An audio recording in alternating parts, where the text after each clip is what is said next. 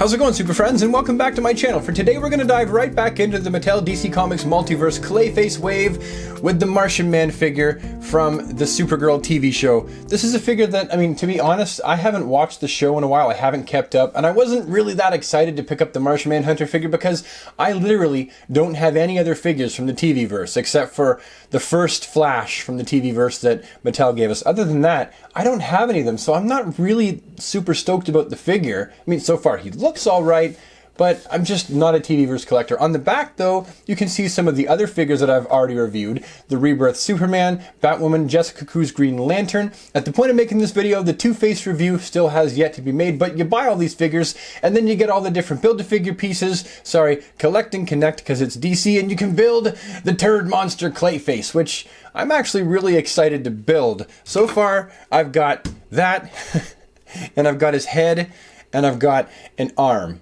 And so this one is going to give me John's number 5, so I will get the other arm. And so with the last review, it'll be the torso, and we can put him together. Anyway, let's open him up and have a little peek. Cut, cut, cut, all day long. Cut, cut, cut, while I sing this song. Gonna open the package right on time. Gonna pull out the R, ripped it. Drat! So much for keeping it mint on card, I might as well just go all the way then. Whoa! Oh my god. Well, that was crazy. He went for a flying leap across my table. Anywho, this is what you get. You get the left arm from the Clayface Build-A-Figure. You also get the Black Mercy, which is not only from an episode of Supergirl, but it's also from a very classic Superman story entitled For the Man Who Has Everything. So this is really exciting for me to get this. You get some extra hands that are open to swap out with his currently installed closed fists. And then finally we have the action figure itself, J'onn J'onzz, the Martian Manhunter from the Supergirl TV show, looking pretty spiffy in his Martian Manhunter duds. It's kind of interesting what the TV show did with the look of Martian Manhunter. They went for the all-black suit with, you know, the red X across the chest. They used some of the blue motif, and they went with his more Martian, more alien-looking head. Which, for me, I mean, I guess as far as the TV show goes, it makes sense. You know, you wouldn't really be able to get away with big boots, blue undies, you know, cape attached to a harness Martian Manhunter on a TV show. This is the least ridiculous to the average person who doesn't read comics. So I understand why they went with this, and it looks pretty good. I mean, maybe I should start collecting the TV verse. The cape comes off and just attaches right here. The figure is so dark, it's hard to get a nice clear shot, but he's a very dark figure. But the cape just attaches right in there. Let's take a close-up look of him. The face looks impeccable. I'm not going to lie. The eyeballs in person are a little bit... there could be some shading around the eyes to make it a bit better, but it's showing up on video a whole lot better. This is not a bad figure. I tell you, I was thinking maybe at one point I was going to do a giveaway with this figure, but maybe not now. I mean, all the details look like they're in the right place. He's actually pretty well executed. I'm not sure if in the TV show he's got all that writing on his butt, but I'm not going to complain. Who's looking at their action figure's butt anyway? Articulation for John is as follows. You got the head on a ball joint as usual. You got the shoulders. That's about how far they can go up without the shoulder pads getting in the way.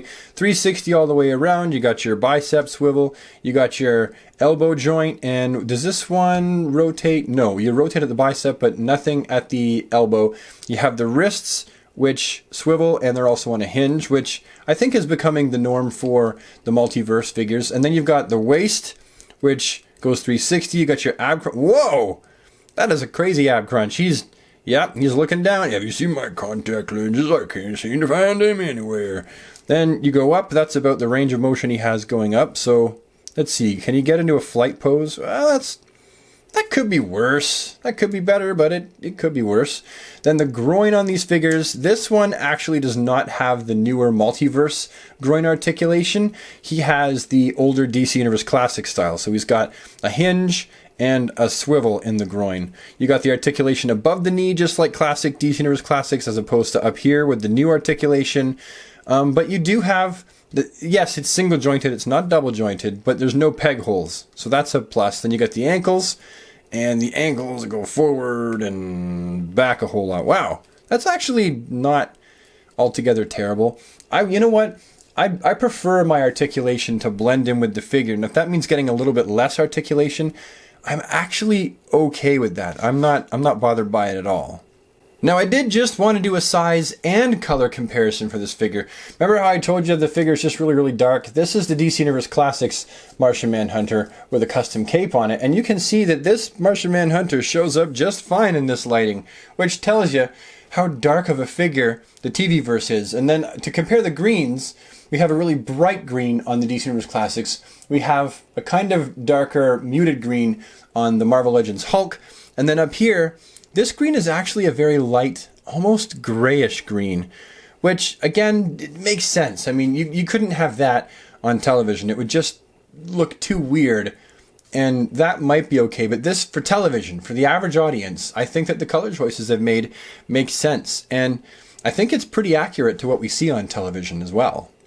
Here we see what it looks like when you have the Black Mercy installed on a character. The two top tentacles go over the shoulders and it just kind of hangs there. I've chosen to put it over Superman so that it commemorates the story for the man who has everything, where Mongul kind of tricked Superman into, opening up a gift, and there it was, and it fell on him and it put him into that dream trance-like state so that he'd be out of the way so that Mongul could turn planet Earth into War World. Overall, very, very happy with this figure. And, for someone who doesn't collect the TV-verse figures, this is one that I'll likely actually be keeping. Like I said previously in the video, I was actually thinking maybe on doing a giveaway with him, but he looks just pretty darn good. Oh, does that mean I gotta collect all the rest of the TV-verse figures? And further down the rabbit hole we shall go, I suppose. Anyway, that is the end of the video, so thank you so much for taking the time to watch the video. It means so much to me. If you liked the video, please slap a like on. Any comments you have, just leave them down in the comment section below because I check out every single one of them. And if you like this video and want to see more of it in your inbox, well, hit the subscribe button if you haven't yet. Ding the bell so that you never miss a video, and I'll see you with the next one. Thank you so much for watching, guys. Take care.